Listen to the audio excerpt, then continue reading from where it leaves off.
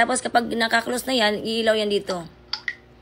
Ayan, meron siya malalaman dito, ilaw yan dito ng ato. Ayan, pag may message ka, ilaw siya dito. Pag lubat ng cellphone mo, ayan po yung battery ng sign natin, ating power ng battery.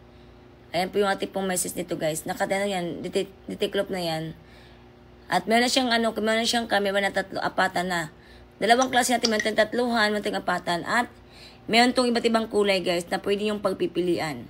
Kaya kung naghanap kayo ng pangregalo guys, ito guys ang the best na pangregalo. Keypad lang yan guys, keypad na naka-upgrade na. Ayan, sa may gusto nito guys, ayan, nasa basket number 7 lang yan guys.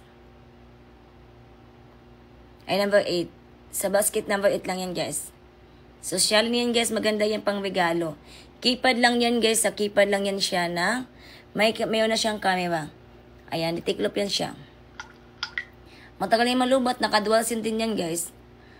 Pwede yung gamitin pang pang personal use o pang regalo nyo.